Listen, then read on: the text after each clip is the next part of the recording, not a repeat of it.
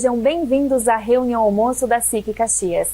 Em nome do nosso presidente, Vanir Gasparim, queremos agradecer a você que já está nos acompanhando pelos nossos canais e interagindo conosco. A realização deste tradicional evento só é possível graças à parceria e apoio de grandes empresas. Assim como nós, eles também acreditam na importância de levar conteúdos de qualidade e reflexões importantes para as nossas empresas e para a comunidade. Por isso, queremos agradecer ao Grupo RBS, Florense, Universidade de Caxias do Sul, Sicredi, BRDE, Rede Caminho do Saber, Supermercados Andreassa, Marco Polo e Randon. Ainda contamos com o apoio da FIT, Locações de Materiais para Eventos, Emercor e Fortaleza. A todos desejamos uma ótima reunião almoço.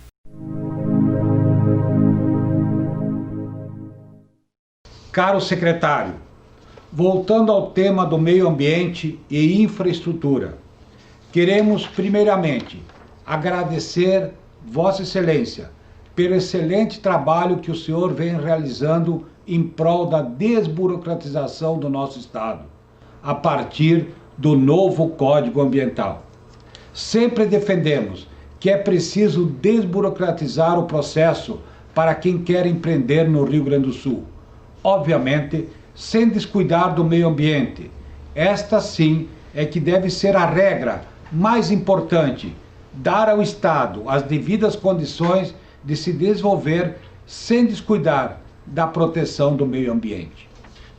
Quando temos um conjunto de normas que são mais ágeis e claras, o Estado se torna mais competitivo, gerando empregos e renda para todos os gaúchos.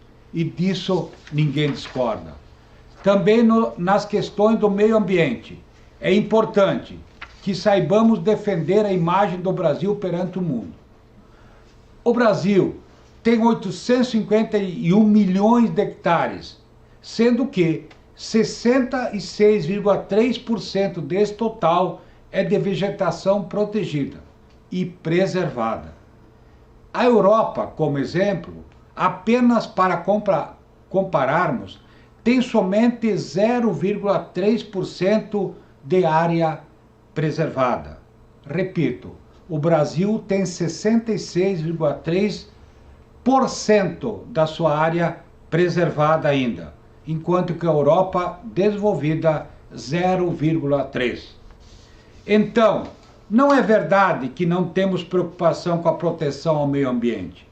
O que defendemos, senhor secretário, é o casamento entre o desenvolvimento econômico e a utilização dos recursos naturais de forma responsável para que as futuras gerações possam ter condições de empreender neste país. As más condutas ambientais devem, sim, ser fiscalizadas, mas a legislação não pode punir todos aqueles que se pautam pela lei e pelas boas práticas.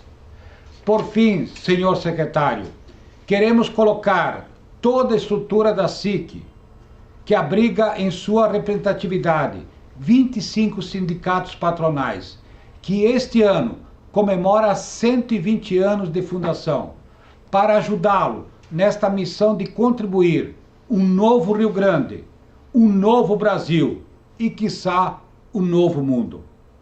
Muito obrigado e passo, nesse momento, a palavra ao senhor secretário Arthur Lemos Júnior para a sua palestra. Quero fazer um agradecimento especial ao presidente Gasparim pelo convite de estar aqui em Caxias. Me sinto em Caxias, em que pese de forma digital, mas estou aqui para conversar aí com todos os cidadãos interessados na temática ambiental, na temática do desenvolvimento aqui de Caxias do Sul. Caxias que tem um grande apreço por este município, e aqui quero também saudar duas pessoas. A primeira pessoa que saúdo é a nossa vereadora, Paula Iores, que também nos acompanha, pré-candidata a vice-prefeita aqui no município de Caxias. Quero saudar uma mulher guerreira que acompanho sua trajetória desde o início na política e tenho um grande apreço por sua trajetória e sua história de vida. O município de Caxias pode se orgulhar disso. Também saúdo, da mesma forma, o deputado estadual, que também nos acompanha, deputado estadual Búrigo, né, o Carlos Búrigo, que nos acompanha, que foi secretário na gestão do Sartori, que tive muita honra de, representando o PSDB, atuar na gestão do governador Sartori, junto lá com o deputado Búrigo, e o deputado secretário de Governança e Gestão, né, e Planejamento, e com planejamento a gente conseguiu já delinear alguns novos encaminhamentos para o estado do Rio Grande do Sul. Naquela época, Minas e Energia, hoje Meio Ambiente e Infraestrutura. Então, saudando o deputado Búrigo, a qual tenho o trato e tenho como um amigo.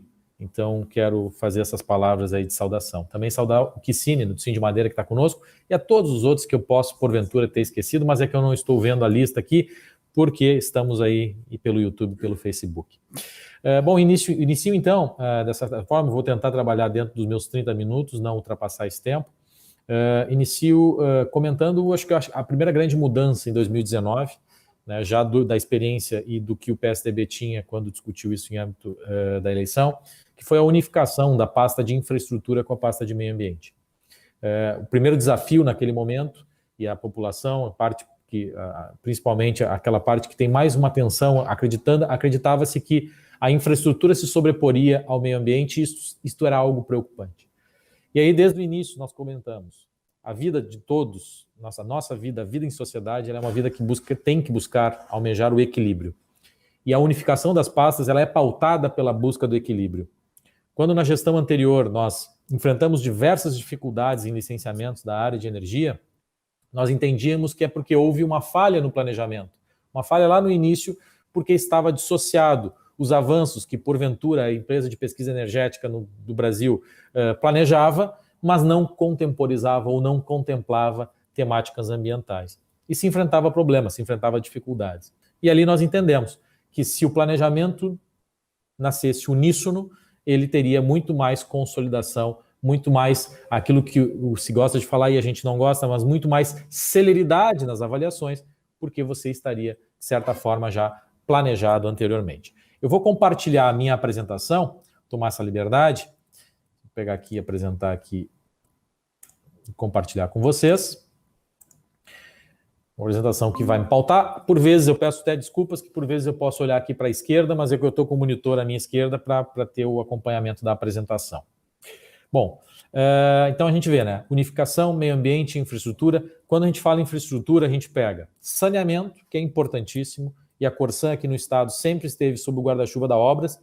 Ela não deixa de ser efetivamente uma empresa que executa obras, mas ela é muito mais uma empresa que tem que ter efetivamente atenção ao meio ambiente, porque o recurso que ela utiliza, que ela precisa para levar aos seus consumidores, é um recurso natural que nós temos que ter uma grande atenção. Também falamos na parte de infraestrutura de gás, falamos de energia e falamos de mineração. Mineração que, em que pese não tenha na sua essência a proteção ambiental, porque você acaba tendo que retirar o mineral do meio ambiente, e este mineral ele é finito, nós temos que entender que que a nossa vida ela não prescinde de mineração. A gente tem aí utilização de areia, utilização de zinco, utilização de uma série de minerais e que a gente necessita efetivamente, a água principalmente, e que a gente necessita, então, bem consolidar o planejamento. Primeiro slide, eu trago aqui o mapa estratégico do governo, porque vocês, empresários, sabem que sem planejamento, sem estratégia, é difícil de avançar. Então, a pasta de meio ambiente e infraestrutura, ela está dentro dos 4 eixos que foram propostos para que o governo se apresentasse à sociedade. Então, lá no Estado Sustentável, a gente trabalha para qualificar e incrementar a prestação de serviços, isso a gente tem essência, junto com o setor, sempre em parceria com o setor privado e com o terceiro setor. Para nós não existe esta dicotomia público-privado, não, é sociedade. O público tem que saber o seu limite, o privado tem que saber o seu limite, os órgãos de controle também estão acompanhando, tem que saber o seu limite, mas a gente tem que entender que tudo isso é uma coisa só, é a sociedade. E que se uma parte acaba puxando um pouco para trás, acaba prejudicando todo o contexto. No eixo de governança e gestão, a gente vem trabalhando para aprimorar os mecanismos de transparência, e a pandemia, infelizmente, nos forçou uma situação, mas algumas coisas positivas a gente tem que tirar de toda essa adversidade que nos foi imposta. E aí os mecanismos de transparência acabaram evoluindo nesse período de pandemia. A gente tem que promover a articulação regional, De nada adianta fazer política aqui de Porto Alegre, aqui sentado no gabinete. A gente tem que escutar efetivamente as regiões para que a gente consiga ser mais efetivo. E, sendo efetivo, a gente consegue ter uma qualidade de vida melhor com os nossos cidadãos. Modernização e desburocratização dos processos, como bem o presidente Gasparim mencionou, todo o trabalho que foi feito, e aqui eu já trago uma pincelada do ano de 2019, que nós focamos no novo Código de Meio Ambiente, ele foi justamente, efetivamente, para que nós tivéssemos uma legislação que se adequasse, se amoldasse à realidade do século XXI. Nós estávamos com uma legislação que ficou 8 anos, 9 anos em discussão e foi aprovada no ano 2000. Do ano 2000 até o ano de 2019, apenas 4 alterações. E dessas 4 alterações, todas elas superficiais, não entravam no cerne da questão. Isso abriu uma margem de interpretações, principalmente dos órgãos de controle, Ministério Público, que acabavam efetivamente inviabilizando uma série de empreendimentos, porque lá a legislação não permitia. E tantas outras, e é o que eu digo aqui, que a gestão é legalista, tantas outras questões que eram feitas, não tinham a guarida da legislação, a lei não permitia, mas como era positivo, aí tudo bem, aí se deixava seguir.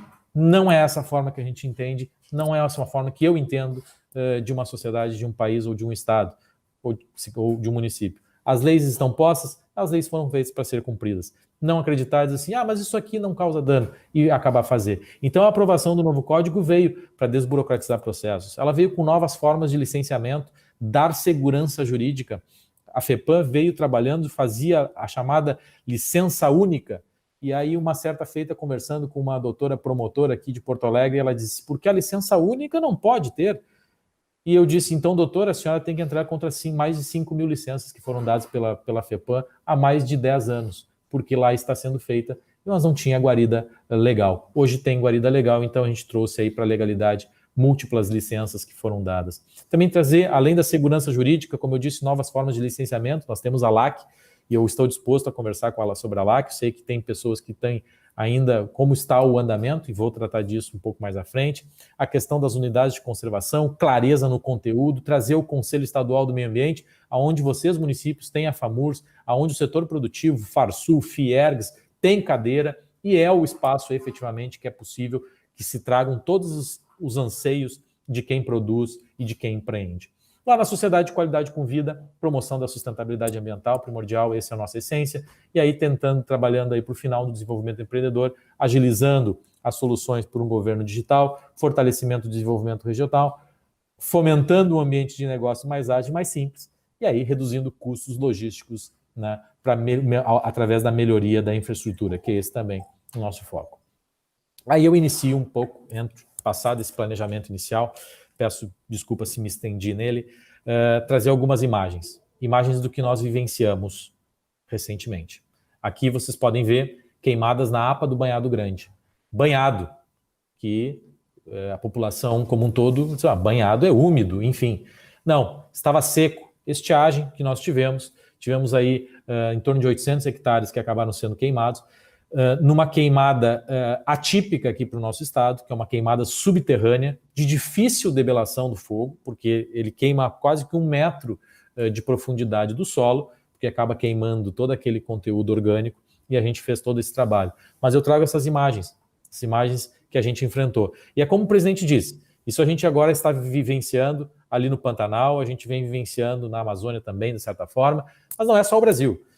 Os Estados Unidos também vem enfrentando esse problema de queimadas, agora as fumaças chegaram no Canadá, a gente tem problemas na Ásia nesse sentido também, e aqui é um ponto de atenção em que a gente tem que ter e que no desenvolver do raciocínio vocês compreenderão melhor.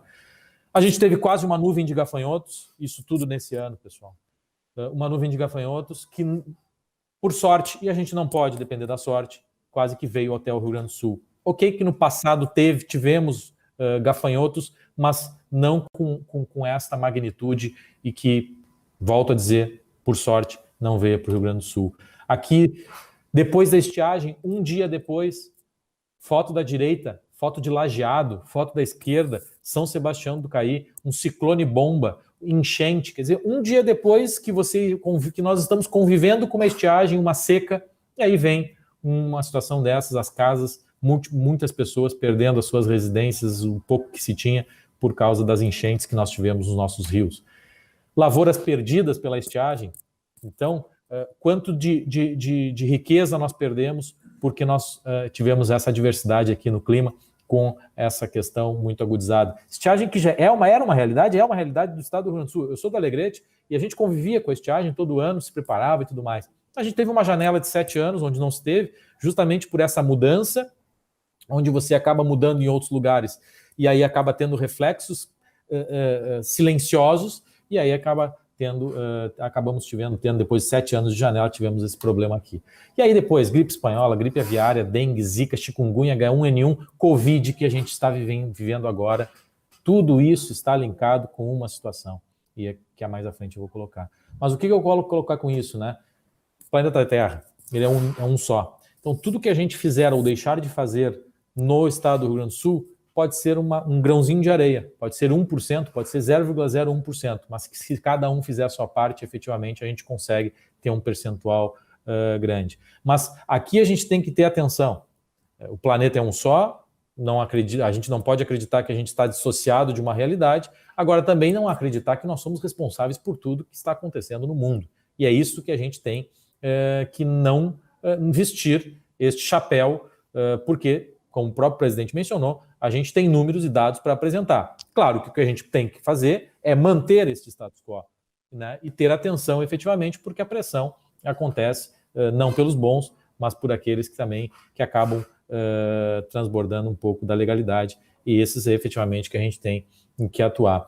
E aí que a gente coloca, ninguém quer empreender às custas do meio ambiente, né? Todos precisam, seja o setor de energia, que produz energia eólica, energia solar, energia hídrica, energia qualquer que seja, o produtor rural, o industrial, todos nós precisamos de um meio ambiente equilibrado, e essa atenção que nós temos que ter. Mas aí, para não vestir essa pecha, a gente tem que saber os nossos dados. E aqui eu trago dois dados, na verdade, que são importantes. Da matriz energética, pegando como um contexto total, e a matriz de energia elétrica. Se nós olharmos o gráfico, o Rio Grande do Sul, ele se aproxima um pouco do Brasil, o Brasil está um pouco à frente, a gente está ali com quase 80% de matriz de energia elétrica renovável, nós temos aí 20% de geração de energia eólica, tem uma participação importante, temos geração hídrica, agora estamos para privatizar a CEA Geração, ela é 100% hídrica, geração renovável. E se a gente pega o mundo, né, pegar os outros países, 33% renovável. Opa! Então, eu acho que a gente tem que começar a pautar a partir daqui. Se a gente pega a matriz energética, a gente olha, a matriz energética mundial é 13,7%, enquanto que a brasileira é 45%. Aqui o Rio Grande do Sul precisa avançar mais, realmente. E ele avança como? Porque um dos que mais contribui hoje para as emissões de gases de efeito estufa aqui no nosso estado é o transporte rodoviário, né, combustíveis fósseis. O que a gente precisa fazer aqui? Políticas de incentivo, e aqui eu saúdo a Marco Polo, que vem avançando e vem investindo muito, né, nos ônibus elétricos e outras tecnologias que porventura virão. Esta migração de conforto e de uso de infraestrutura e de logística que migrem para combustíveis renováveis é o que a gente tem que efetivar como política pública de meio ambiente. Então são números que a gente precisa saber, são números que a gente precisa ter presente, porque nós não somos o responsável pelo que está acontecendo no mundo, mas a gente pode ser um dos elos que pode efetivamente mitigar ou melhor, nos fazer compreender como que a gente pode enfrentar isso nos anos que virão. Então, esse dado é importante. E aí eu entro na seguinte questão, né? Meio ambiente. O meio ambiente ele é um problema ou ele é uma solução? Não, ele é solução. O meio ambiente é a solução. Problema é a burocracia, os órgãos ou o poder público que não consegue dar o retorno esperado, ou também por parte, às vezes, do empreendedor, um estudo que foi juntado não de forma completa, por vezes até para tentar acelerar, acreditando que vai se acelerar um processo, mas mais atrasa o processo do que acelera. Então, o meio ambiente, a gente chega à conclusão que ele não é um problema, ele é a solução. O que a gente não pode é nós sermos parte, ou nós criarmos problemas em cima disso, escudados para uma aura que não existe, que é quem é contra ou quem é a favor do meio ambiente. Aqui no lado esquerdo, se vocês olham, a gente tem o triple bottom line, ou seja, o tripé que todos conhecemos de sustentabilidade. né? O eixo ambiental, o eixo social e o eixo econômico. E o lado direito é o que a gente leva aqui na Secretaria do Meio Ambiente e Infraestrutura junto com os nossos órgãos vinculados. Nós temos que trabalhar e primar pela eficiência, com cooperação e sempre, sem esquecer, como eu mencionei no início, com equilíbrio. Não acreditar que, por exemplo, o que eu digo, a política da proibição, a política do não, ela é a pior política ambiental que possa existir. Porque aqueles que acreditam que dizer não, que proibir uma determinada atividade, porque acredita-se que aquilo é o problema, não vai retornar ao status quo ante, não retornaremos, e este é um grande problema da atualidade. Nós estamos discutindo por vezes discutindo judicialmente questões de querer voltar a viver como se vivêssemos há 40, 50 anos atrás. Isto não dá mais. Aí nós nos preocupamos em discutir o passado, não vivemos o presente e esquecemos de construir o futuro. Este é o ponto principal. Por isso o equilíbrio. Nós temos que entender que o meio ambiente é importante, mas ele também tem que estar em consonância para o bem-estar da sociedade. E tudo isso, a sustentabilidade. E como é que o setor privado enxerga? Qual é o triple bottom line do setor privado?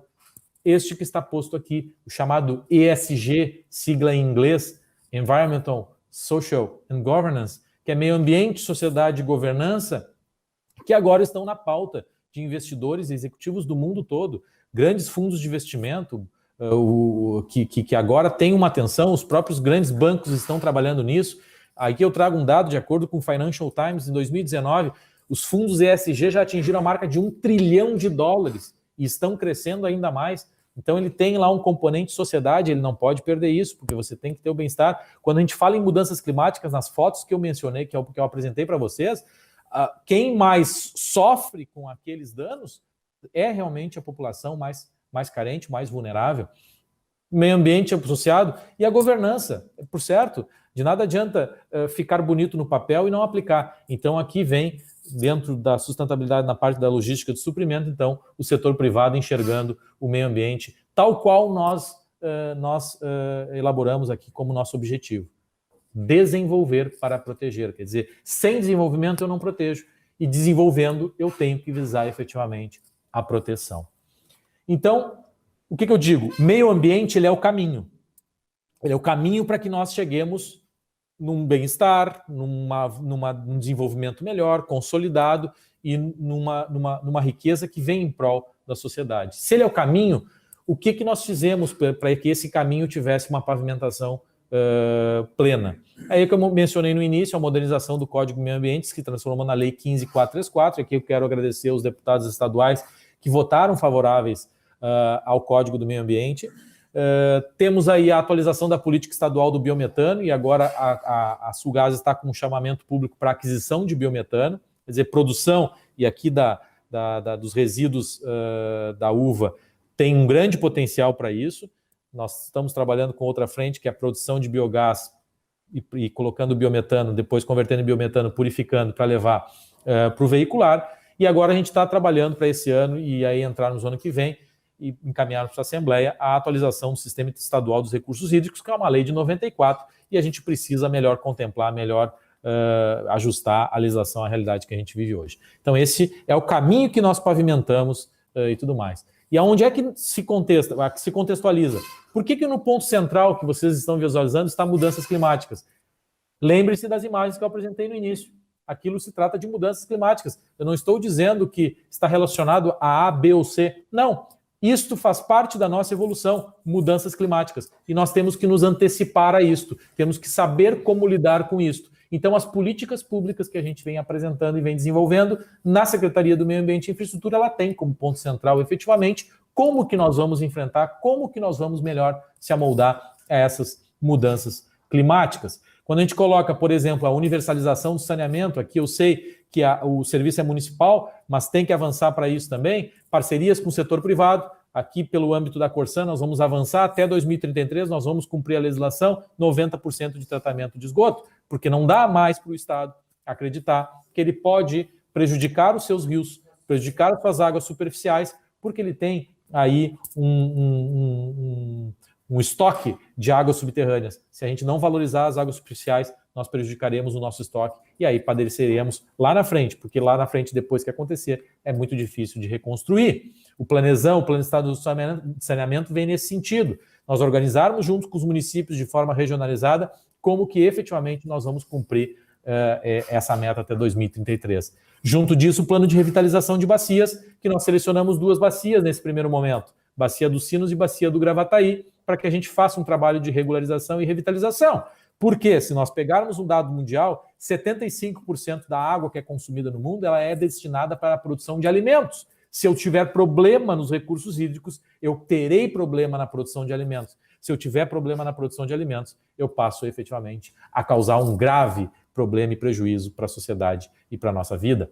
O programa Campos do Sul, que vem a valorizar os nossos campos nativos, sejam eles dos campos de cima da serra, ou sejam eles no bioma Pampa, esses campos precisam ser valorizados, eles cumprem aquele quem nunca escutou, mas produzir boi emite metano, que é ruim, que é prejudicial e incrementa no aquecimento global.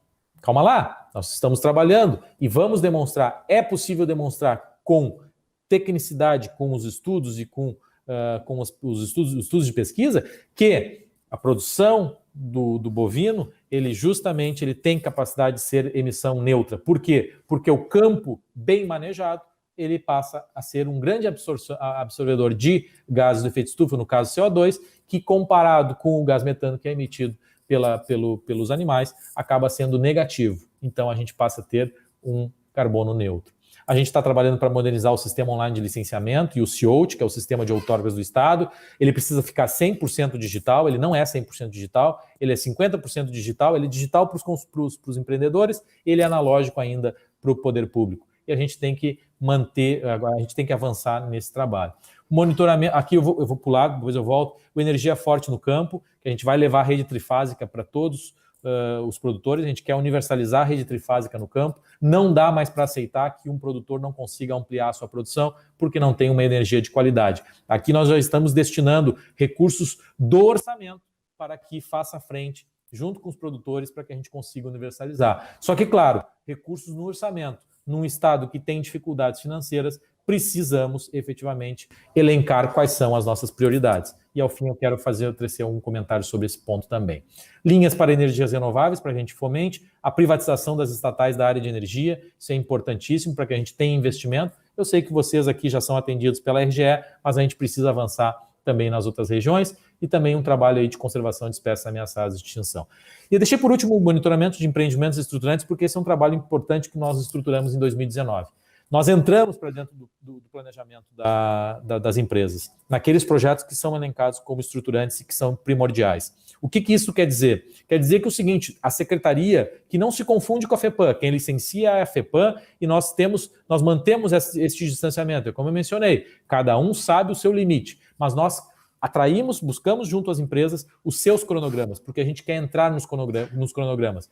Eu posso estar avaliando junto à FEPAM de um processo que não vai ter um investimento e atrasando uma série de outros investimentos que já estariam aptos a serem investidos. Por quê? Porque não tinha este controle, esta avaliação.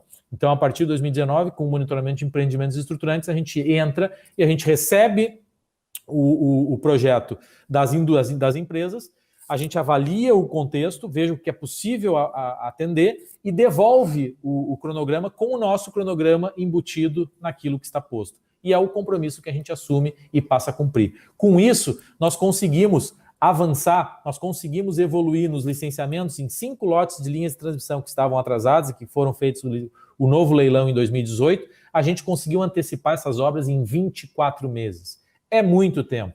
Então, essas obras que eram para estar entrando em funcionamento em 2023 ou 2024, elas já o ano de 2021 já estarão entrando em funcionamento. Mais à frente eu vou trazer para vocês o que isso traz de benefício. Se o meio ambiente é o caminho, a infraestrutura é o meio. É o meio para que nós cheguemos no ideal do que nós almejamos.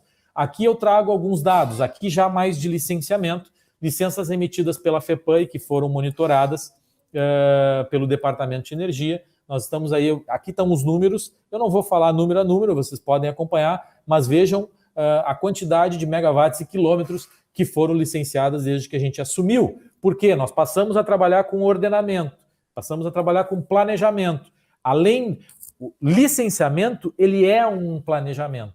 E este planejamento prévio, que é avaliarmos o contexto do cronograma das empresas, daqueles projetos que são estruturantes, e geração de energia, transmissão de energia são projetos estruturantes, isso é importante. Ninguém consegue empreender sem energia, né? Então aqui fica a referência do que nós já conseguimos avançar efetivamente nesse trabalho. Quando a gente fala aqui, nós estamos falando em algumas médias de licenciamento. Não estou falando, pode ter licenciamentos com EA-RIMA que podem tardar mais tempo, mas uma média de licenciamento hoje ela está oscilando entre 40 e 60 dias. Nós temos exemplos, por exemplo, de licenciamentos que saíram em 15 dias, 20 dias, 30 dias, né? Empreendimentos que chegaram com processo redondo e tudo mais. Nós temos aí investimentos na ordem de 100, 150, 200 milhões de reais que saíram num prazo expedito. E não é à toa que, e aqui eu quero fazer mais um agradecimento a todos os empresários, empreendedores que se dispõem e que vão na mídia, por vezes reclamar, eu acho que isso no contexto, mas também elogiar o trabalho que está sendo feito, porque isso é importante para quem está aqui na ponta, né, licenciando, ver que o seu trabalho está dando resultado. Aqui são as licenças que foram emitidas em 2019. Se nós compararmos, e eu não estou aqui buscando comparativo, não é isso, eu acho que como cidadão, o que nós almejamos é sempre uma melhoria contínua. No ano de 2019, a gente está aí com 81 licenças emitidas só em linhas e sistemas de transmissão, são 14 mil quilômetros. Hidrelétricas, PCHs e CGHs, foram dadas 138 licenças emitidas. A gente, olha, se preparem, eu sei que a região tem um setor produtivo bom, uma indústria forte, se preparem, porque a gente tem aí visto licenças prévias que foram deferidas e que vão se reverter em licenças de instalação, muitas em 2021, e que vão se reverter em necessidade de insumos para levar esse negócio adiante. E energia eólica, 19 licenças que foram dadas aí, esta aqui efetivamente que demandava mais das linhas de transmissão. Essas linhas de transmissão que eu mencionei para vocês, que nós estamos antecipando em 24 meses, que foi possível pelo licenciamento. E aqui eu quero agradecer muito a parceria da presidente Marjorie e todo o corpo técnico da FEPAM, aqueles que pegam bem, né? Aqueles que pegam junto, aqueles que não pegam junto, enfim, a gente conversa um dia particularmente com eles, mas aqueles que pegam junto eu quero agradecer, porque aqui nós estamos falando que 5,3 bilhões em investimento, que estão em plena pandemia, estão contratando. Aqui ele já vai partir, no caso da Taesa, se não me engano, já vai buscar a contratação plena aí de 2 mil postos de trabalho para a construção das linhas de transmissão. Eles começaram na escadinha de avançar. São 5,3 bi que nós conseguimos antecipar em investimento que ficam prontos no ano que vem. Só que o que isso traz de benefício? Traz que essas linhas de transmissão vão destravar investimentos potenciais em geradoras de energia na ordem de 61 bilhões de reais. Empreendimentos eólicos que estavam postos, podendo participar de leilão e não participavam porque não tinham a infraestrutura necessária. Além disso, associado a isso, outras iniciativas, já estou encaminhando para o final para ficar nos meus 30 minutos. Além disso, nós temos aí concessões, privatizações e parcerias. Nós vamos privatizar a CE Geração e Transmissão, a distribuidora de energia, que vai ter que ter um esforço da sociedade, mas a gente tem que privatizar. A distribuição de gás natural para qualificar e trazer um insumo, gás natural, mais barato para o setor produtivo, principalmente aqui para a região, para o Caxias do Sul, que utiliza muito esse insumo. Nós teremos concessões de rodovia, a RS 287 será lançada nos próximos dias, portos e hidrovias, água e saneamento e parques e unidades de conservação, a exemplo do que está acontecendo no governo federal. E aqui eu trago alguns valores do que a gente chama de RS 100, perspectivas. São os 5,4 bi que estão sendo investidos em linhas de transmissão, mais os 600, 700 milhões que é aqui da região da ISA-CETEP, 169 quilômetros, o início das obras para março de 2021. Trago aqui para vocês, esse aqui é o cronograma da ISA-CETEP, como eu mencionei para vocês, a gente acompanha pelo cronograma da empresa e acompanhamos pelo cronograma nosso para que nós não tenhamos problemas aqui. E o licenciamento, já no caso da Caxias Norte, ela já está em vias de ser liberada. Aí tem depois a licença prévia de EA-RIMA, que foi distribuída agora no dia 25 de agosto. Nós vamos ter as audiências públicas e tudo mais. A gente acredita aí que até o final do ano a licença prévia esteja emitida. São 700, 600, 700 milhões de reais em investimento na economia da região. Aqui nós temos também 5 bilhões em potencial da geração hídrica, 15 bilhões em investimentos potenciais até 2033 no saneamento, 56 bilhões em energia eólica, 2 bilhões potencial em licenciamento de mineração, como eu mencionei para vocês, a gente não vive sem mineração, e 5 bilhões de potencial em atração em gás natural, com a venda da Sulgás, com a atração de novos investidores.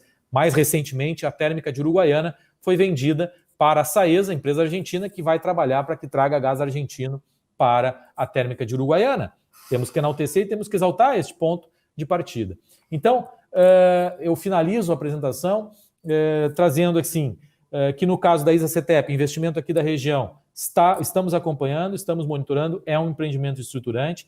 O aeroporto de Caxias do Sul, tivemos a audiência pública, que é importante que se diga, os estados defenderam a audiência pública de licenciamento de forma digital, de forma eletrônica, remota, no período de pandemia. Nós fizemos um esforço através dos estados, o Rio Grande do Sul encabeçou essa frente e conseguimos aprovar num Conselho Nacional de Meio Ambiente a autorização para isso. Autorizamos no nosso conselho e realizamos. Foi magnífico, saiu perfeito.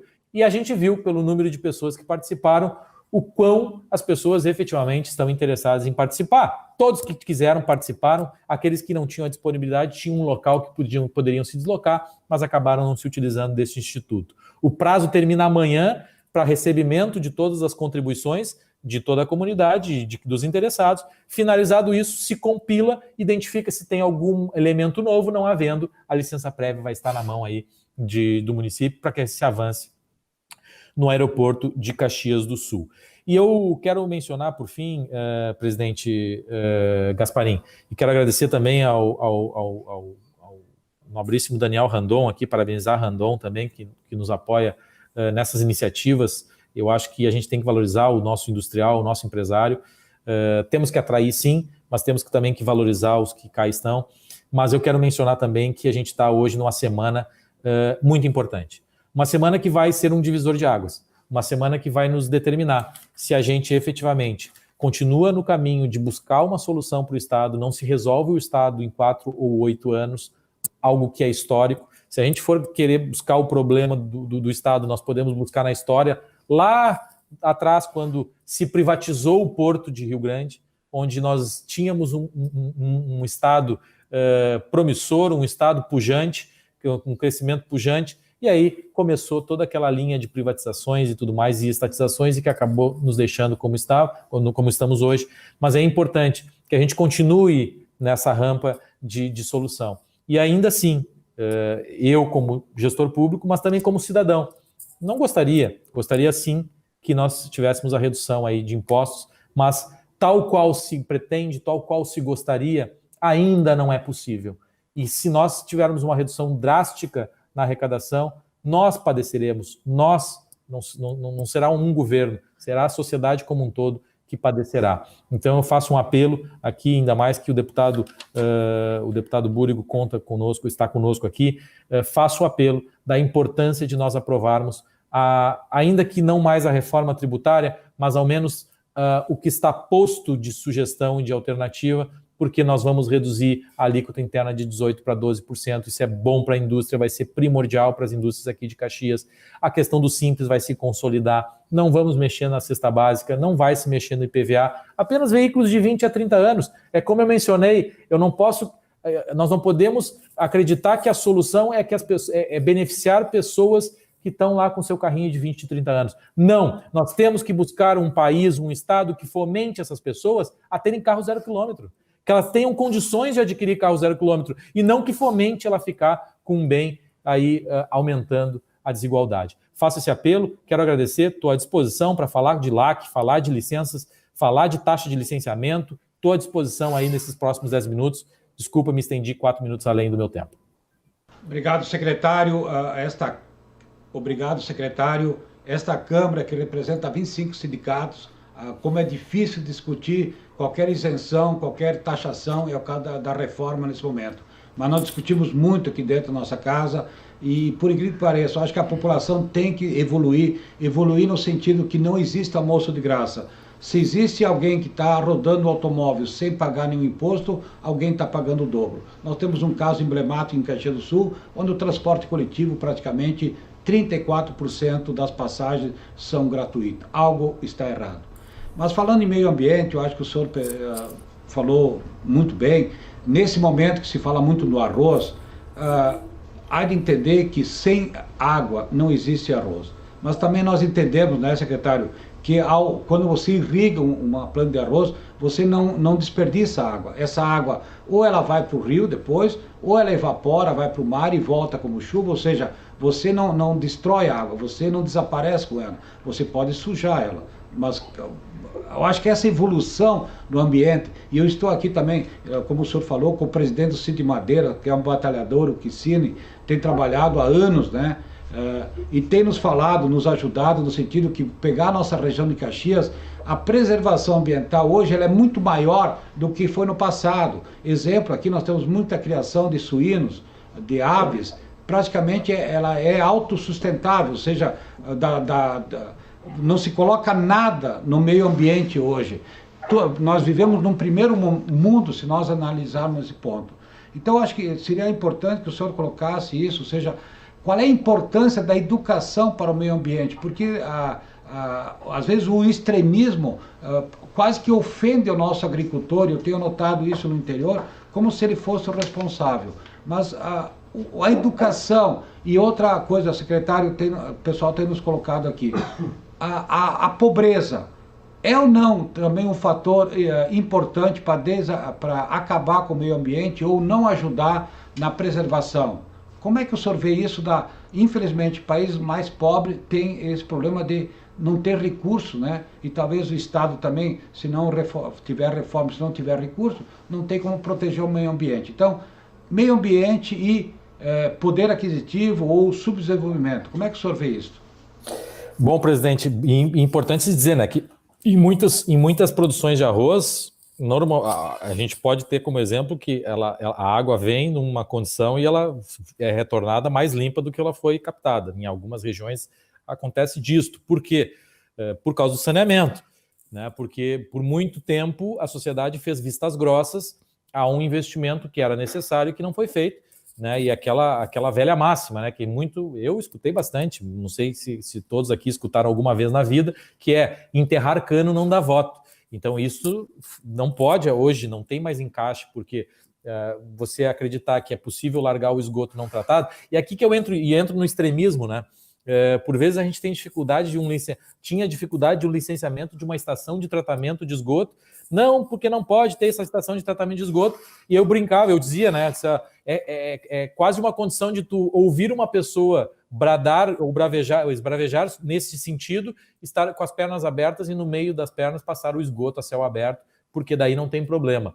Então, acho que, por isso que eu digo, a busca do equilíbrio ela é primordial. A gente sempre vai buscar a excelência, mas por vezes atingir a excelência precisa um caminho, precisa ser trilhado esse caminho. Então, por que a gente não chega no meio termo e depois vai buscar efetivamente a excelência? A gente tem diversos exemplos no Estado de questões que são colocadas e que, porque você não atinge a excelência, eu não te permito que você faça tal coisa, mas deixar de fazer é muito mais prejudicial do que efetivamente fazer. Quando você traz a educação, ela é ponto de partida. E aqui nós temos o chamado PEAC, que é o Programa de Educação Ambiental Colaborativa. Ele era compartilhado, agora ele passou a ser colaborativo, porque nós queremos, em conjunto com o setor produtivo, em conjunto com as federações, ampliar a educação ambiental, ampliar a educação do ponto de vista ambiental das pessoas.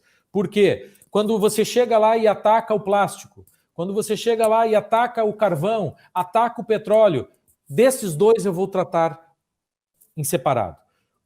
Se eu ouço, porque o carvão, emissões de gases de efeito estufa, mudanças climáticas, atrelado, o petróleo, tem que evitar agora.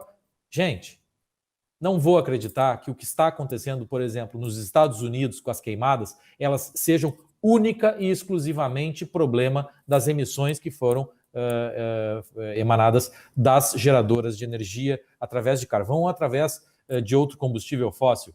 E aí eu fui um pouco atrás. Se esse é o problema, será que esse é o problema? Aí eu fui lá na super interessante de 1994. E na super interessante de 1994, o presidente era o Bill Clinton e o vice era o Al Gore, hoje um ativista, um ambientalista. Lá naquela época se colocava que nunca se desmatou tanto nos Estados Unidos quanto na década de 90.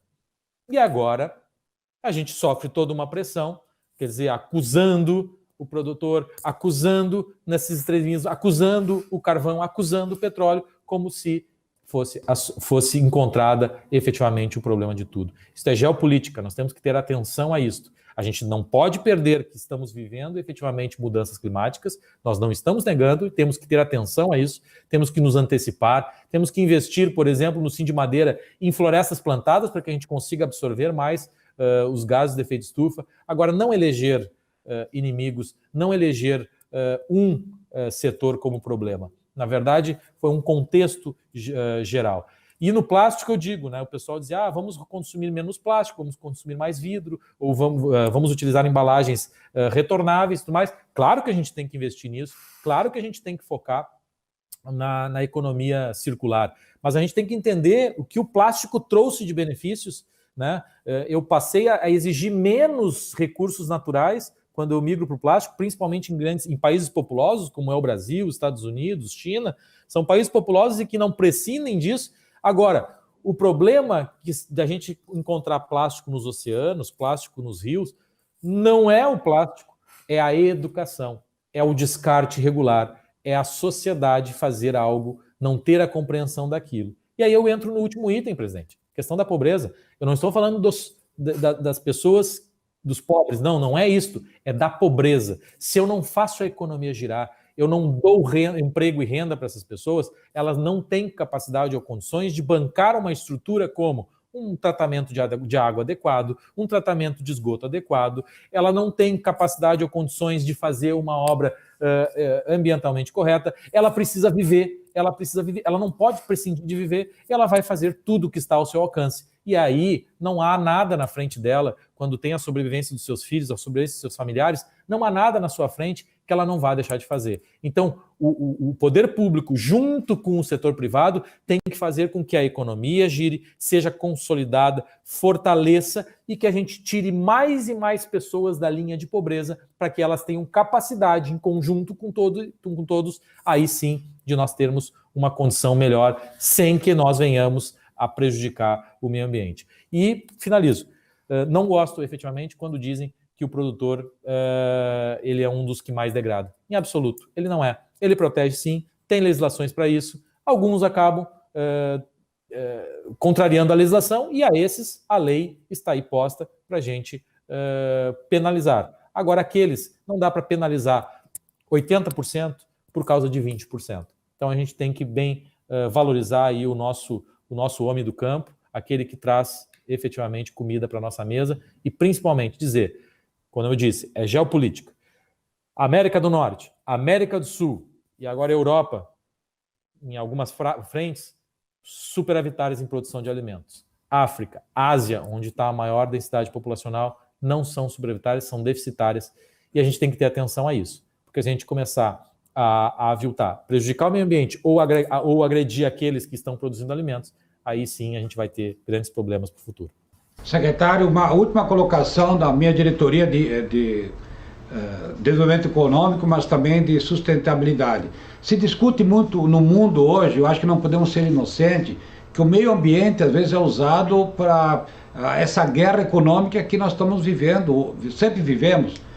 Como é que o senhor vê isso também? E o Brasil hoje, como um grande produtor de alimentos, de alguma forma ele é atacado. O próprio hoje, a assinatura do convênio entre Mercosul e União Europeia está discutindo muito isso. Ele é importante, mas também não se esqueçamos que de alguma forma se usa, em vez de que a guerra econômica também ela é usada, o meio ambiente ele é usado nesta guerra econômica. Essa última colocação, a nossa diretoria institucional também ela está preocupada com isso, porque a imagem do Brasil lá fora realmente não está bem. Tem um lado, é verdadeiro, mas também tem o lado de preocupação. E por fim, falar alguma coisa sobre a LAC. Depois, seria essa a última colocação nossa. Não, perfeito, excelente. Realmente, a gente tem que cuidar isso, né? Como eu coloquei na apresentação, o planeta ele é um só. Então, o que eu faço aqui pode ter interferência lá, o que se faz lá também aqui, e não acreditar que o que está lá vai saber como que a gente tem que melhor manejar. A gente só tem que ter atenção a isso, equilíbrio, mais uma vez, eu não paro de falar para as palavras, porque essa palavra, para nós, ela é muito importante na pasta.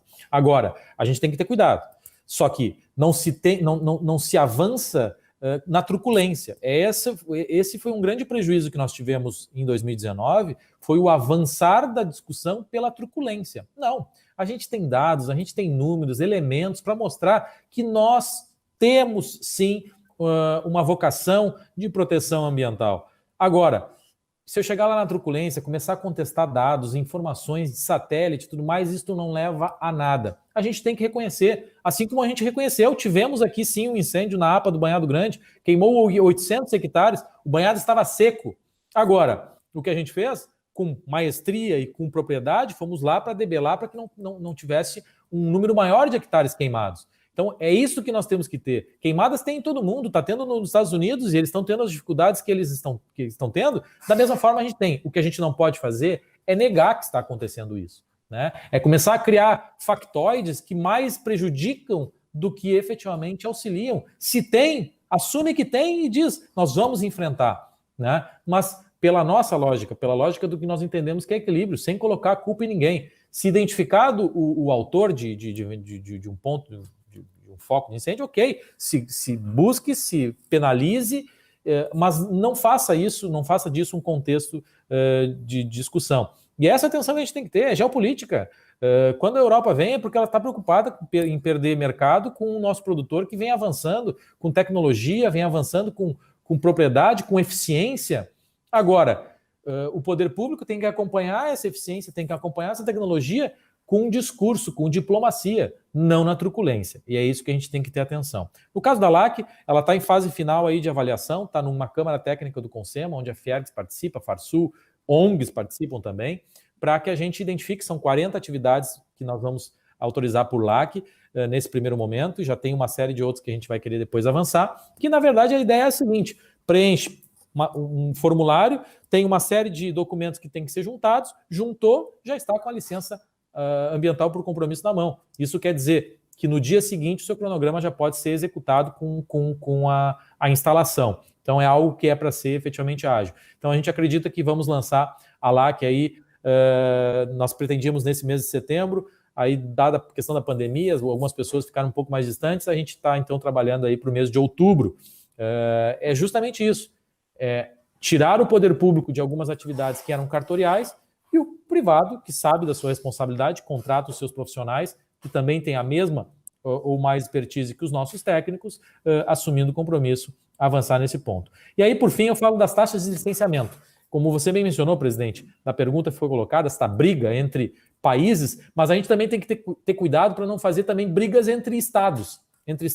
Porque no passado a gente tinha a guerra fiscal, que está tanto se tentando combater a guerra fiscal, por vezes é difícil a gente concorrer com alguns fundos constitucionais do Nordeste, é difícil de nós concorrermos. A gente teve tanto um avanço lá atrás e que agora a gente tem essa dificuldade. E a gente tem que ter cuidado para não migrar da guerra fiscal para a guerra ambiental. Lá no estado tal é mais fácil de licenciar. Não, o licenciamento ele tem que ser igual em todo o país. Não pode ser mais fácil num lugar ou menos fácil em outro lugar. O Ministério Público tem que ter também unicidade. Não pode o nosso Ministério Público ser mais crítico ou ser mais conservador que um outro Ministério Público em outro estado. Por quê? Porque senão você gera um descompasso e isso não beneficia ninguém, tampouco o meio ambiente. E aqui, quando eu falo das taxas de licenciamento, para o ano que vem a gente nós não vamos fazer já vou assumir isso, a gente não vai ter condições de fazer por nós, pura e simplesmente internamente, porque nós queremos buscar um economista, um administrador que avalie efetivamente o custo do nosso órgão ambiental para que consolide aí um novo panorama de taxas ambientais aqui no estado. Porque taxa é para remunerar serviço, não é arrecadatório. A taxa precisa remunerar o serviço que é prestado pela FEPAM.